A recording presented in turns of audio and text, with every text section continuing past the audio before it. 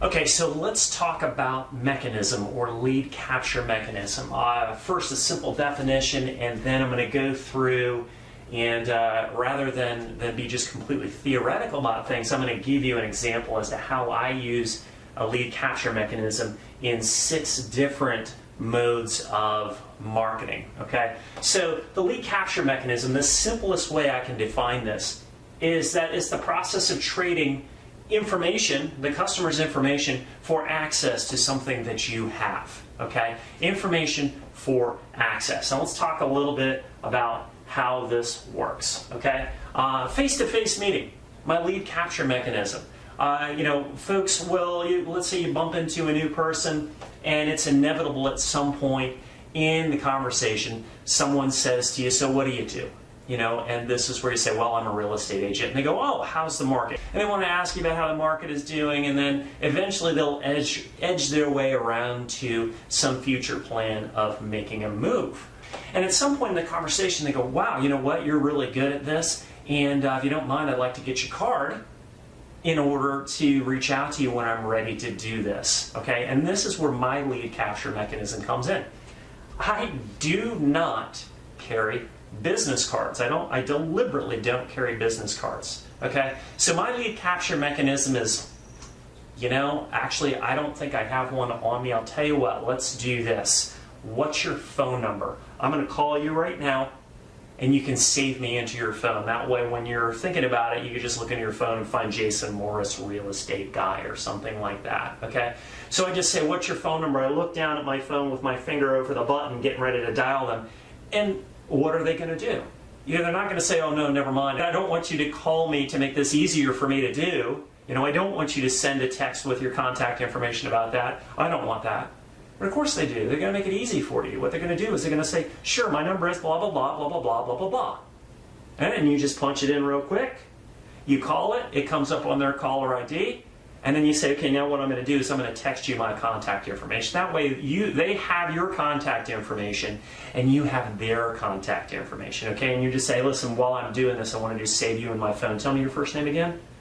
Okay, Jane, and awesome, your last name? Okay, Doe. Great. I got you in here. Feel free to call me at any point. Okay, so that's my lead capture mechanism. Now I have Jane Doe's phone number. Okay, now if I wanted to, depending on the context of the conversation and how much rapport there was, I may be able to go back a couple days later and say, hey, Jane, listen, I was thinking about our conversation, and I realized that there's this report on market activity that you may find useful. And I'm sending this on the text. I'm texting Jane at this point. What's the best email address to reach you at, and I'll send you a copy of this report. Now, is Jane going to want this report? There's a good chance that Jane will. Okay, and she'll reply back with an email address, or she'll say, oh, you know what, no, I was thinking about it, I'm not ready. All right, fine. Try Jane later, but you have a high probability of getting a second piece of contact information once you've gotten the first piece of contact information and you haven't abused it. Okay, so that's an example of a lead capture mechanism. It's basically knowing beforehand what you're going to do in a situation in order to make sure that the contact information gets into your database. Okay, now I'm not going to just leave Jane in my phone. That does me no good. I'm going to take her information, I'm going to go back and I'm going to put it in my database for a follow-up process that goes from that day forever forward until one of us is likely to have died. Okay, I'm not planning on doing business in real estate for the next 6 months. My time horizon is much longer than that. I want to stay in touch with Jane as long as either of us are still alive. Okay, so that's an example of a lead capture mechanism for face-to-face. Now a phone call, okay? 2 different types of phone calls. You get an inbound and an outbound, right? On an inbound phone call, someone calls you up. They're anonymous. Let's say they're calling off of your yard sign, or you ran an ad in a magazine or something like that. They call to ask you a question. Their hope is for anonymity, okay? They don't usually want to have a salesperson tracking them down. Now, you already have their phone number on caller ID in most cases, okay? So you write down their phone number. All right, and they're going to ask you whatever question they ask. Hey, I'm calling in for pricing on 123 Main Street. Okay, you say, awesome, I'll get that, and I'll look it up real quick. Why I'm doing this, who am I speaking with? All right, now, they're not going to be rude and say, I'd rather not say. All right, they'll either give you a first name, or they'll give you a first name or a last name. Very seldom are they just going to say, you know what, no. or are they going to lie to you? Usually they'll give you their contact information, or they'll give you their name simply because it's the social norm to do so. You know, it's the polite thing to do, and most of us want to be polite. All right, so they're going to give you their name. All right, and then you go through and you answer their question, all right, about 123 Main Street. Okay, I've got it up on my computer screen. What can I tell you about it? And they're going to ask their couple, 2 or 3 questions. Okay, now usually what they want to know is price. Okay, and they say, how much does that cost? All right, you have to be prepared for this, because as soon as you get the price, if it's not what they want, they're going to get off the phone, and often it's not. Okay, so what you're going to do is you're going to give them the price. Let's say it's $200,000, and then immediately you're going to follow it with a question. Okay, you're going to say it's $200,000. What price range were you looking for? Okay, that's my conversation starter. What I'm going after is the ability to qualify them, get a list of properties that they want to see. And this is an example of a lead capture mechanism for a buyer. You could do the same thing with a listing. I just happen to think of this. But you're trying to put together a list of properties that they want to see, and then you're going to email it to them. And the lead capture mechanism, the info for access trade is going to be, well, I have a list of other properties that might meet your criteria in this area and price range. I'd be happy to email it to you. What's your email address? Okay, that's an example of an over-the-phone lead capture mechanism. On an outbound call, okay? Now I'm prospecting for listings. I'm doing circle calls. All right, I've just sold a property in the neighborhood. I call up, I get Jane Doe on the phone. Hey Jane, this is Jason Morris with ABC Realty down on Broad Street in Middletown. How are you? She's going to go, great. I said, listen, I know you weren't expecting my call, so I'll keep it quick. The reason I was ringing your phone is that your neighbor down on 123 Main Street just sold her house. And you know, we had 23 showings, and of course we can only sell it to one person, so now we have 22 people still looking. And this afternoon I'm talking to folks in your neighborhood to see who I might run into who may know someone else with plans to move that may not be on the market yet. Just curious to see if that sounds like you or somebody you know. Okay, now Jane may tell me to take a flying leap if she's just not interested, or she may start asking questions, which is a buying sign or a selling sign in this case, because we're soliciting listings, okay? And she may say, well, how much did it sell for? Or what did you do this? Or how did you do that? Whatever it is that she's interested in. Okay? And you just say, well, you know, that's fantastic. You know, I'm happy to answer those questions. In fact, I'd be happy to email you the details about this property. What's the best email address to send stuff to you at? Okay, so that's the level 1 lead capture mechanism. You're asking for contact information. You already have the phone because you called out of the directory. Okay, or off of a list of neighborhoods or something like that. All right, so now you're trying to get an email address to email her the information, and she may be reluctant. Okay, and so you say, all right, well, I'll certainly I can give that to you over the phone, and then you ask your second level lead capture mechanism question, which is, what is it that's making you think about this? And you give her an easy way out. More often than not, I catch up with folks and have this call anywhere between 6 and 18 months from when they're actually going to do something. Does that sound a little bit like you? And she'll go, well, yeah, my kids get out of high school, or my husband's retiring. Whatever the case is, there's some kind of a life event that she's waiting on. Okay? And then here's my level 2 question to try and get that email address. Okay, well, you know what? Since you're interested in the market, I'd be happy to actually have our system automatically send you updates of sales in your neighborhood so that you have a feeling for what the market is doing by the time you do this. It doesn't take any kind of time. It's access to a broker tool. It's easy for me to do, and it doesn't cost you a penny. Do you think something like that would be of use to you?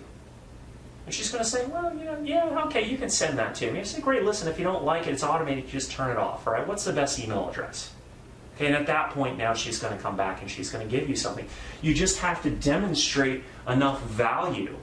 If the value of the item that she wants is greater than the cost of giving you the information, she's going to make that trade, because she knows at the end of the day she can always unsubscribe. Okay, so that's an inbound versus an outbound lead capture mechanism on the phone. Let's talk about events. All right, open house, real simple, sign-in sheet. That's your lead capture mechanism, all right? Now, there's a trick to it, just like everything else, all right? When someone is coming into an open house, their tendency is to want to give you bogus information or partial information, okay? So when we do our sign-in sheet, we always put 2 examples of complete sign-ins at the top of the sheet so that when the people come in, they can see what it looks like to fill it out appropriately, okay? And then you catch them at the door and you say, hey, listen, you're more than welcome to walk around the house. Go wherever you like. All I ask is that you take a moment and put your complete contact information in here so that we have a record of who came in the home for the seller's peace of mind. And they're going to go, okay, great. And they're going to put their information in there. Now, most of the time, they're just going to follow suit with the two examples at the top. If the two examples look real, you actually wrote them in pen versus printed them, all right, on a printer. They're going to put their information down because they see that two other people did it, or they think that two other people did it. It's all called social proof. If two other people did it and survived, they're going to do it. All right. Some people may be a little bit less of a rule follower, and what they're going to do is they're going to do partial information. They're going to put Bob, and then they're going to put an email address but no phone number, or a phone number but no email address, or what have you. And that's fine. What you do is you just kind of watch the piece of paper and you see that Bob left in some blanks, and then when Bob goes to walk around the house, you go in and you fill in fake information that you know what it is, so that the next person in line, who's more than likely a rule follower, is going to follow after Bob's example, even though you helped Bob complete his stuff. Does it matter that Bob didn't put good stuff in there? No, it doesn't matter. And I'm not going to hawk Bob, and say, Bob, listen, you can't go through the house if you don't give a good phone number. That's just going to cause Bob to leave. Or you're not going to do anything that's uncomfortable. But what you're going to do is you're going to make it easier for the next person to follow suit. Because if you leave those blanks on the piece of paper, the next person who comes in sees Bob broke the rules and still got to go through the house. They're going to do the same thing. Then you're going to have a whole sheet full of blanks. Okay? But if you go in behind each person and you fill in information, most of the people are going to follow suit, particularly as you start getting towards the end of the list. You're going to see more and more and more people who did it. And each person is going to feel that much more confident that they should do it too because everybody else did. Okay? So that's lead capture mechanism for an open house. How about a seminar? We're talking about events here. Well, okay, let's say that your enticement to demonstrate expertise is you're going to hold for listings, you're going to hold a staging workshop. Okay? And let's say that you advertised on social media, you put out some events, you did it through your sphere of influence network, what have you, and you've been building some buzz about this event, and you're going to hold it in your office in the conference room on a Saturday morning, okay? And anybody can come, they don't even have to sign in, all right? Now, that's great because you get people anonymously into the classroom, they feel safe, they're going to come, they're going to listen to you, there's no threat there. If you're good at what you do, you're going to get to demonstrate expertise. There's social proof there because you've got a whole group full of people, so if, each person in there is looking at it going, wow, if this person can speak to an entire group of people, must they be an expert? And the answer, of course, is yes. Right? Now, you as the expert, you need to give them a reason for trading contact information. So you're going to thank them all for coming out. You're going to tell them, listen, I'm going to cover a lot of information today, and one of the things I'm going to do as a thank you for you coming is I am going to give you a video of this entire thing, along with a free PDF worksheet, so that you can remember everything that we covered today. So if you miss anything on your notes, you can just refer back to the video. All right, and I'm passing around a sheet of information that will let you put your phone number and your email address in there so I can send you this information, or it lets me put your email address in there so I can send you this information after the fact. Okay? Or if you want to get a bit more sophisticated, you say, hey, listen, there's a copy of this video that's going to be posted on my website and you can download the PDF, right? And you use something fancy like a Google tracking tag or a Facebook tracking pixel, so when they go to your website address to watch the video, their browser picks up the pixel or picks up the tracking tag, and then you can follow them around with your advertising. So not quite the same as being able to reach directly out to them, but can you put more of your information in front of them that way without them feeling like their personal space has been invaded? Absolutely.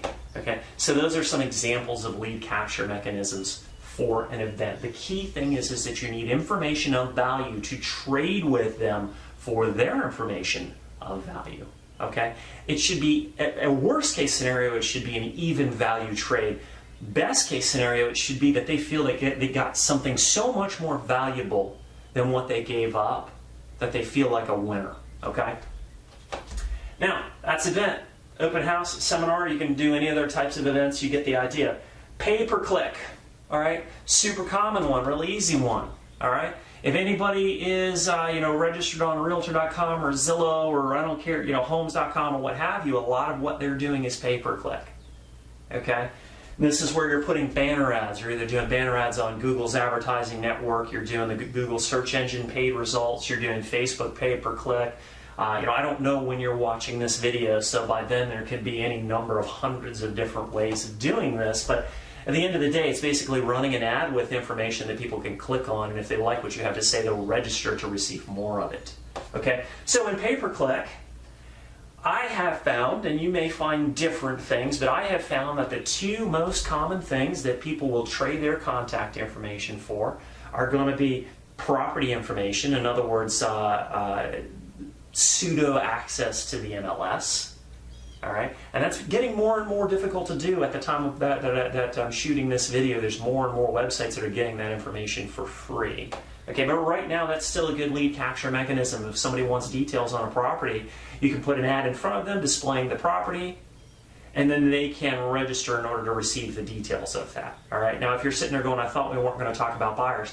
Well, when we start talking about, in another video, you can put buyer type information in front of someone who owns a home. Therefore, you are satisfying their need to search for a replacement property, and yet you're satisfying your need for putting your information in front of people who have a listing to sell. Okay, so you've got to remember that every buyer is a seller and every seller is a buyer, and they don't make that distinction. They don't walk around going, I'm a seller, I'm a seller, I'm a seller.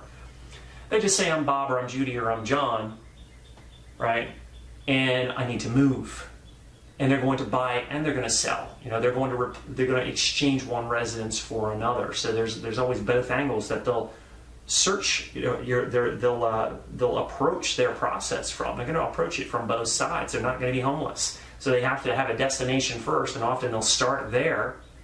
Which is why when you do any of the internet lead services, most of those leads are going to show up looking like buyers, even though they may also be sellers, because they always start from the destination backwards. Nobody wakes up in the morning and goes, I got to get rid of this home even if I end up on the street.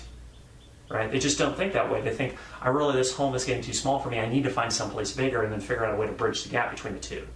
All right? So you have to think about it from that standpoint. How are they looking at the information and put that information in a place where they can get it, and that they're willing to trade their information for your information.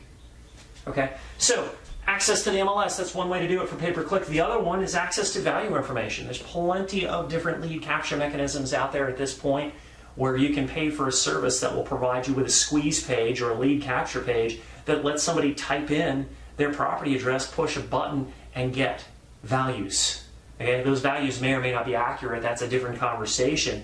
But they get some information that they feel is valuable, and in the back end, you get an email from that system stating what address someone did a search on.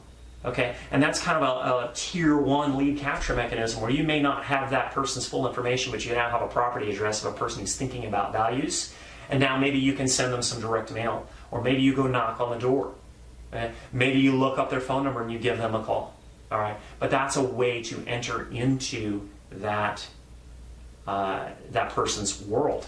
All right, it's through that lead capture mechanism. You're exchanging value on their house for the address that they're looking for, so that you can surround them with more of your content. Okay, so that's pay-per-click. Direct mail. Believe it or not, super high converter for me. Right now, my direct mail is converting at about 33%, which is incredibly high. The challenge there is that the cost per impression is pretty high. Okay, so you have to get really, really good at targeting. But my lead capture mechanism for direct mail is usually around listings that I'm either putting on the market or I've just sold. Okay, so one way to go about it is I put together a mail piece. This is, I just listed 123 Main Street for $179.9, whatever the case is. And then my postcard will say, find out how your home compares to this listing. Okay? And then the lead capture mechanism is I'm going to have a little tagline on there, the call to action, that's going to say, for more information, go to 123mainstreet.mydomainname.com. And in the background, I've set up a subdomain and a specific web page for that property where they can go and they can look at that property information. They pick up the Google tracking tag and the Facebook pixel or any other cookie-based advertising scheme that you care to build in the background. Okay? And if they are just kind of kicking tires, then that's it. They go to the page, they get the information, I get the tracking tag and the pixel installed on their browser. I can follow them with more information that they may later register for. Okay? Or they go to that page and they go, I want more information. And I have two buttons there. One is search for properties, because maybe they're still in searching mode. All right? So they go, let me look and see what's for sale in this area, right? And they click on that, and then they get to look at a couple of pictures, and then it asks them to register. And then I have their lead information. Or they want to know what the value is of their home. They see all of the pictures for 123 Main Street, and they go, mine's a little bit better. What's this thing over here that says, how much is your home worth? Let me click on that. And they click on that, and it goes to my page that says, how much is your home worth? Put in your address, and we'll give you a report. If they put in their address, I get the email that gives the address, and if they want further information, maybe a full-blown CMA or something like that, it may actually ask them to register and fill out all of their information, in which case I would get that lead when they click submit. Okay, so that's two examples of lead capture mechanisms for pay-per-click. Okay, you can get really, really inventive with things here. You could do a pay-per-click campaign where you're asking for their email address in exchange for them to be able to download the most recent list of open houses for this weekend. And again, you're thinking, no, that's buyer stuff. Remember, targeting, you can put buyer type information in front of someone who has a home to sell. You just have to get good at your targeting, and that's a different video. We'll talk about that later. Okay? So direct mail. Video. Love this one. All right, at the time that I am doing this video, this is super common. All right? It's becoming more and more popular, but not many agents have really nailed this one down. All right, so I'm going to talk to you a little bit about how I use videos to get listing leads. All right, real simple. I will go and just like I'm doing this, I will shoot a whole staging consultation for a client. Okay, with their permission first. I'll say, hey, listen, one of the things that I'm going to do for you is I'm going to give you a video of all of the tips and tricks that I tell you about your house. All right, so you can use that to refer back to when you're setting it up. So now I've got 3 or 4 hours worth of footage. Okay, I ham it up. I go into great detail because I'm getting it all on camera. All right. So now what happens is that gives me one full-length video that I can take and I can post to YouTube or wherever you could post a video at the time that you're watching this. So now you got one full-length video, but it doesn't stop there. You can then embed it in your website, so anybody who goes to your website can see your expertise. They can watch the whole thing. And you're sitting there scratching your head, you're going, okay, well, but how do I use that to drive people to my website? All right, I'm glad you asked. Right now, Facebook and Instagram are big, okay?